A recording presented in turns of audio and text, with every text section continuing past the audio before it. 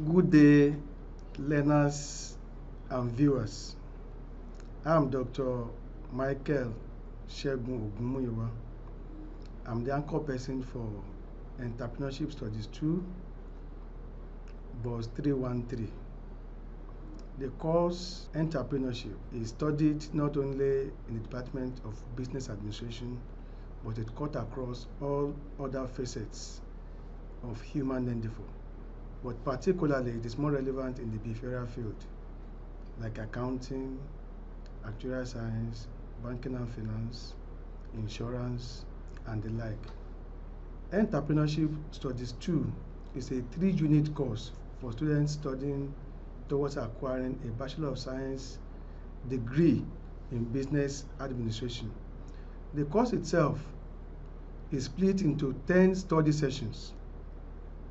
And the first one is on the definition and meaning, as well as the general overview of the concept of entrepreneurship. Then thereafter, the traits or the features, types, and the myths, as well as the benefits of the entrepreneur are discussed. In addition, other sessions on innovation and the entrepreneur, creativity and the entrepreneur, as well as business and entrepreneurship are also included. Finally, the student is exposed to the importance of the entrepreneur in economic development by devoting the last 2 sessions to economic resources, roles of the entrepreneur, as well as factors that promote and hinder entrepreneurship. The course guides, therefore, gives an overview of what Bus 313 is all about. The textbooks and other materials to be referenced, what you expect to know in each of the sessions, and how to walk through the course materials are all explained. Let's now move one by one into the various sessions, and we are starting with session 1. That session 1 encompasses the definition and meaning of entrepreneurship, and that of course centers on what exactly is the meaning of the concept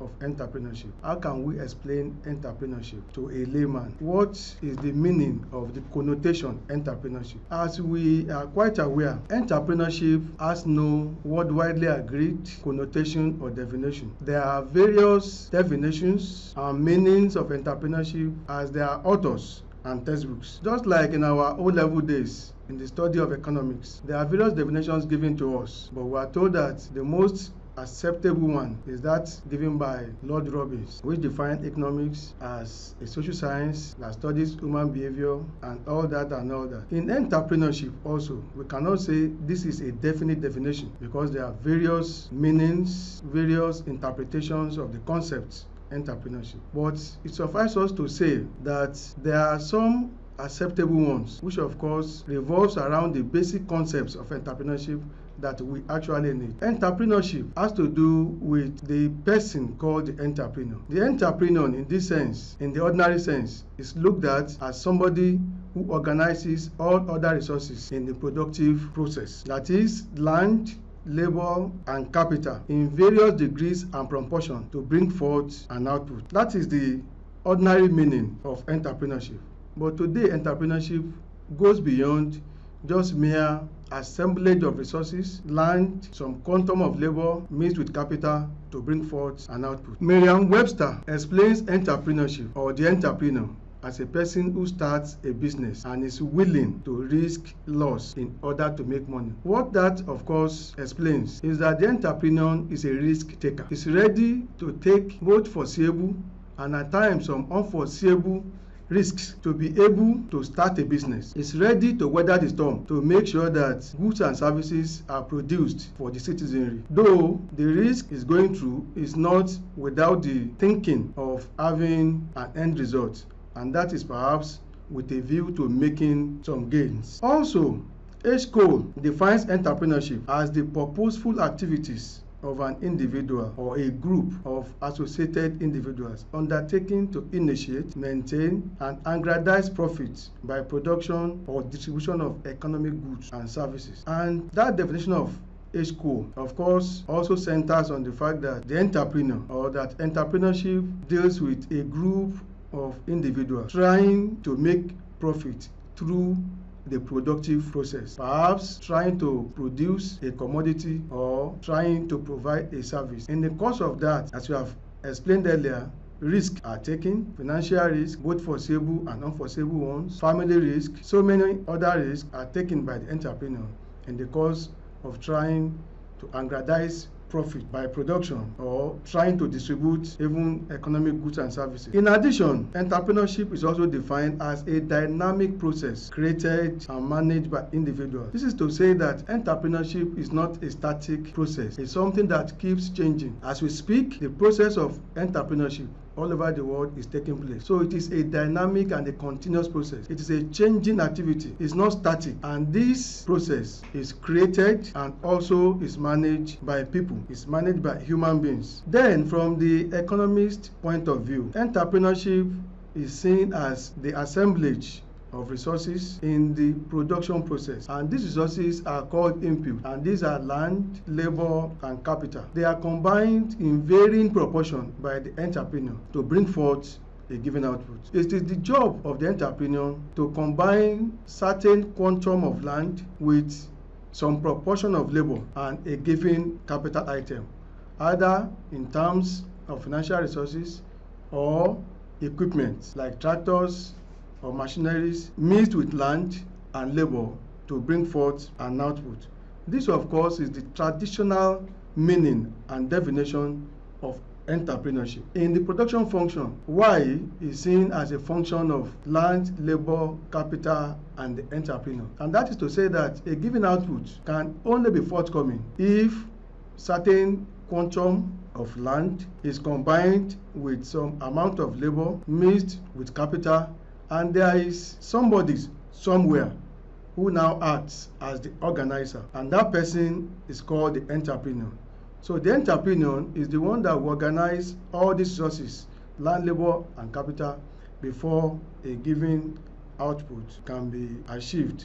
And that is the way an economist sees an entrepreneur. However, a more encompassing definition of entrepreneurship is that given by a man called Robert Eastrich, and it defines it as a process of creating something new with value by devoting time, effort, accompanying financial, psychic, and social risk, and receiving the resulting rewards of monetary, personal satisfaction, and independence. This definition by Robert Eastrich is more encompassing, and it has all the ingredients that is needed in explaining the connotation entrepreneurship. It explains the basic concepts that is needed to define who an entrepreneur is or what entrepreneurship is all about. It says it is a process. And remember, we have said that it is a dynamic process, meaning that it's a process that is not static. So it's a process of creating something new with value. It is not just creating something new, but that thing you are creating as an entrepreneur must be something that adds value to an existing thing. Anybody can create anything, but the entrepreneur creates something new with a value. By devoting time, he uses time, both days and nights, studying, researching, thinking of what actually to create that will add value to the community or the society. Equally, effort is expended while trying to create something new with value. Effort is expended, candles are burnt, researches are conducted, energy is exerted, and that's why effort comes in as an important ingredient in that definition. Then accompany financial has to do with providing the financial takeoff for the process of entrepreneurship. Whatever you do, you need what is called venture capital. The venture capital is provided by the entrepreneur. He provides that with a view to making sure that he creates something new, and not just new, but something new with a value. Then psychic and social risk are also involved. A lot of psychological stress, social stress, a lot of risk at the family level, at the job level, are all taken by the entrepreneur. Psychic and social risk in form of having to think on what to produce that will be accepted by the community, by the society. In what form, in what shape will the innovation or the invention take? So it decides on what form of creativity he wants to showcase. And through that, a lot of psychic and social risk are involved. But after doing all this, the entrepreneur now receives some resulting rewards. He receives some resulting rewards in form of monetary, in form of personal satisfaction, as well as independence. The entrepreneur, having expended his effort, his time, his energy, having gone through all the risk, both foreseeable and non-foreseeable ones, then he now take rewards, and the rewards can be in form of either monetary, financial gains, or a kind of personal satisfaction. He is now happy that he has invented. The entrepreneur is now happy that he has created something new with value for the society. Then he has a lot of autonomy. He's now independent. He's no more being controlled. He's now an inventor. He's now a creator. So he gains monetary, personal satisfaction, as well as independence in all forms. So this definition seems more encompassing than the earlier ones, which of course we have given. Creativity and innovation is the cornerstone of entrepreneurship. Entrepreneurship today is now being embraced by all and sundry. It is not limited to studies at the university level. Now, even at the secondary school level, it is now offered as a subject in various vocational forms like tailoring, carpentry, weaving, home economics, and the like. At the university level, and of course at the tertiary level as a whole, entrepreneurship is now embraced and is now made a matter of compulsion by the National University Commission in Nigeria that entrepreneurship should be offered as a compulsory course, either at the undergraduate level or even at the postgraduate level. Entrepreneurship is now compulsory up to the PhD level. And the purpose is to allow students to be self-dependent through creativity and innovation. And that is why entrepreneurship is not limited to the behavioral sciences alone. It's not limited to only business admin. It covers all facets of human endeavor. Creativity, innovation, and invention. Ability to create something new. Ability to innovate by adding value to what is already in existence. And ability to equally invent through intuitive knowledge are the key concepts that surround the concept of entrepreneurship. In summary, entrepreneurship is about the following, among others. 1, entrepreneurship is about creativity. Creativity, as we have said, is trying to bring something new to the table, creating something new with value. So, as an entrepreneur, you must be able to bring something new that adds value to the society. Nobody will welcome any product, either a commodity or a service, that does not add value to the existing one. So entrepreneurship is about bringing something new that of course improves on the existing product. Then 2, entrepreneurship is also about initiativeness. You must be able to think outside the box. As an entrepreneur, 24/7, you must be on your toes. You must be able to initiate new things for the society. The society is ready to welcome new ideas. So it's only entrepreneurs who are on their toes that of course will always be able to keep their head above water. The third one is innovativeness. As I've mentioned earlier, innovation is another cornerstone. It's another key concept in the study of entrepreneurship. An entrepreneur who cannot innovate is not an entrepreneur. Innovation, of course, has to do with trying to equally add to an existing thing. You innovate. Innovation and creativity and invention are like brothers and sisters to the entrepreneur. So the entrepreneur carries out innovation on an existing thing every time. He thinks of innovation, he thinks of what to add, he thinks of what to include, at every other time. Another important concept that relates with entrepreneurship is risk-taking. The entrepreneur, of course, must be somebody who has the ability to take risk. The entrepreneur is not a risk-averse person. The entrepreneur is not a risk averter. He is always a risk taker. Risks that are measurable and quantifiable and foreseeable are taken by the entrepreneur. Even to a larger extent, to excel in various phases of life, one needs to take some unforeseeable risk. This is what distinguishes the entrepreneur from the ordinary person. The entrepreneur is ready to take risks that to some extent are not foreseeable, risks that to a larger extent are not measurable, are taken by the entrepreneur.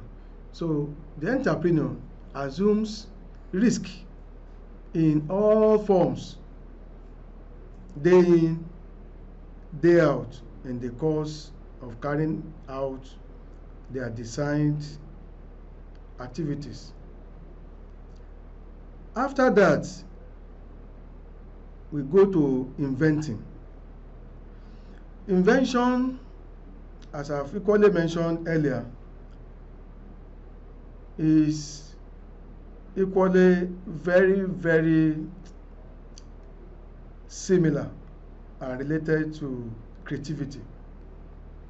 When you invent, invention is similar to creativity in the sense that invention is doing something that has not been done before. You bring out something new, perhaps out of intuition. And by the time such inventions are welcomed in the society, then the inventor becomes an entrepreneur. So an entrepreneur is an inventor, and an inventor is equally an entrepreneur. After invention, we now move to discovery. An entrepreneur is someone who can discover new things, hidden treasures, things that the ordinary eye cannot envision, things that the ordinary eye cannot see. The entrepreneur discovers it. So discovery is another keystone, it's another cornerstone of what the entrepreneur does. So entrepreneurship is about ability to discover new things, ability to discover new ways of doing things, ability to discover new moves, ability to discover new approach to issues. So discovery is also very, very important to the entrepreneur. Then after the ability to discover, the entrepreneur must be able to organize. Organization in terms of ability to bring other resources together. For example, how to combine the various inputs in varying proportion, land, labor, and capital in the productive process. An entrepreneur must have an organizing ability. He or she must be somebody who can organize both men and materials in their rightful proportion to bring forth a given output. So organizing is equally a management function, and what it encompasses is that an organizer must be somebody who is ready to provide leadership. A good organizer, of course, will be a very good leader, and that is what the entrepreneur does, and that is why any entrepreneur is seen as a leader in the society. So having explained the definitions of the concept of entrepreneurship, and as well we have explained the cornerstone of entrepreneurship and the various concepts that are related to entrepreneurship, like creativity, initiativeness, innovativeness, risk-taking, inventing, discovering, as well as organizing. The next subsection under this session is how do entrepreneurs think? How do entrepreneurs behave? And why do we have to study entrepreneurship? Also, there is a question which, of course, we need to provide answers to. Are entrepreneurs born or are they made? Let's start with the first aspect. How do entrepreneurs think? Is their thinking different from the thinking of the ordinary human beings? Do they think differently from people who are non-entrepreneurs? The answer is yes. And of course, the question must be answered in the affirmative. Entrepreneurs think by actions. Entrepreneurs are not time wasters. Entrepreneurs don't have time to procrastinate. I will do it tomorrow. No, I will do it next week. No, I will take it to another month. Procrastination is not the duty of an entrepreneur. Entrepreneurs are very proactive. They think by actions. When they see opportunities, they grab it. They are not time wasters. Entrepreneurs don't waste time. They are never complacent in their actions. Entrepreneurs think straight. They are go-getters. They are result-oriented. They define objectives and they map out strategies with a view to achieving such objectives within the minimal possible time. So entrepreneurs think by actions. They think more than the ordinary human being. Most entrepreneurs hardly have time to play out. More often than not, they think on how to improve on an existing thing. Out of 24 hours in a day, some of them hardly sleeps for 6 hours. They keep thinking on how to better the society, how to improve welfare of the citizenry. So they think by actions. They are always on their toes.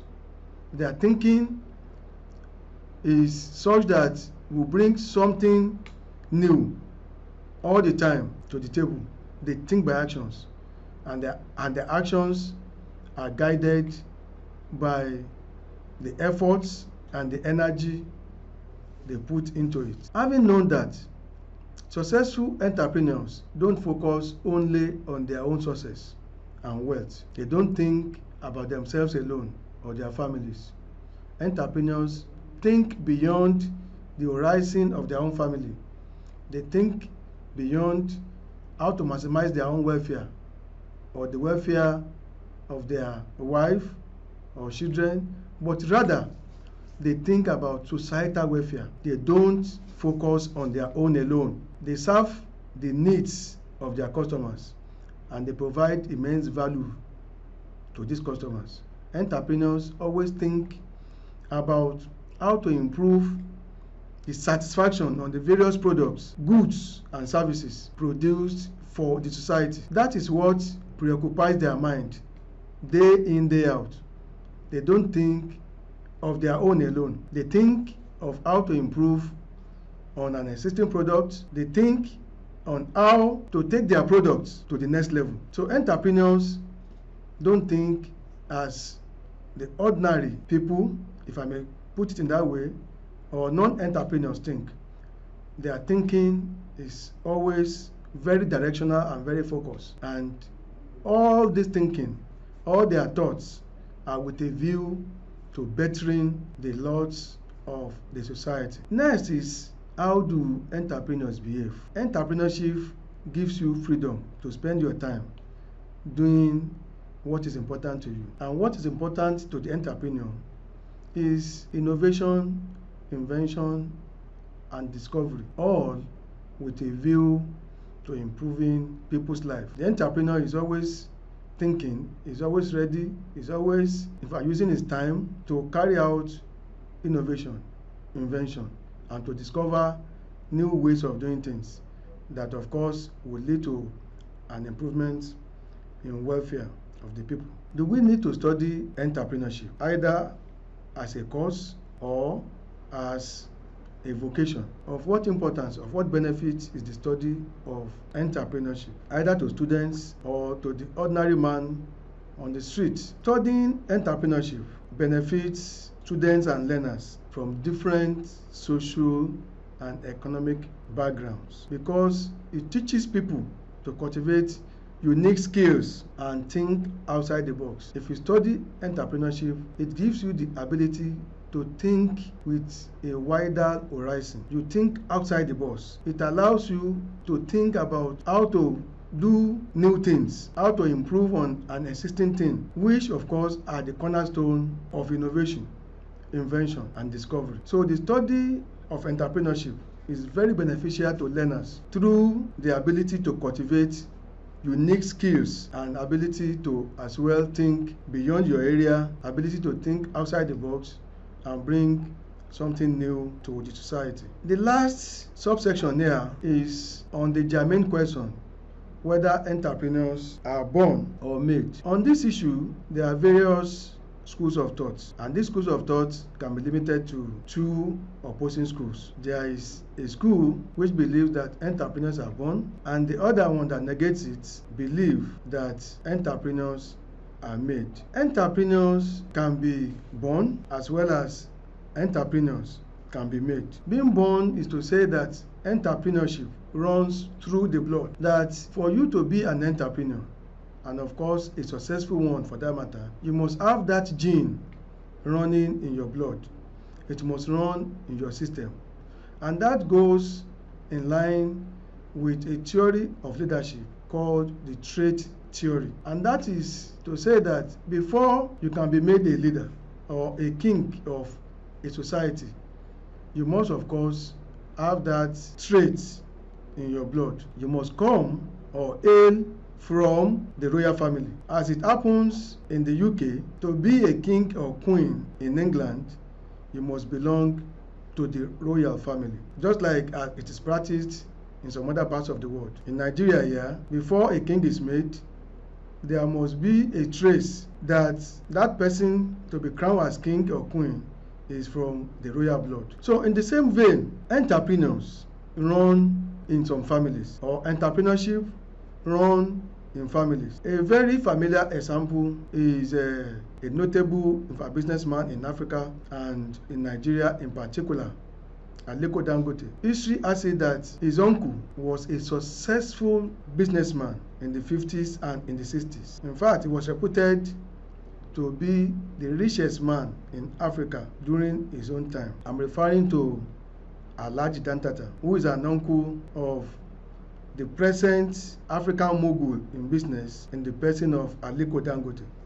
Today too, Aliko Dangote, from the same lineage of Dantata, is now being adjudged as the richest man in Africa, and he made his fortunes through entrepreneurship, through innovation, through creativity and inventing various products, establishing various businesses, various industries, and today is reputed to be an entrepreneur par excellence. So with that, we can establish the fact that entrepreneurs are born. Also, a different school explains that entrepreneurship or entrepreneurs may not be born, that they can be made. And that tells us that the spirit or the concept or the traits of the entrepreneur can be imbibed through learning. Gradually, one can cultivate the habits of entrepreneurship if you move closer to people who have been successful in various vocations, people who are successful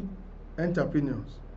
If they engage you, you can learn through the ranks, and from there, you can as well be an entrepreneur and equally a successful one.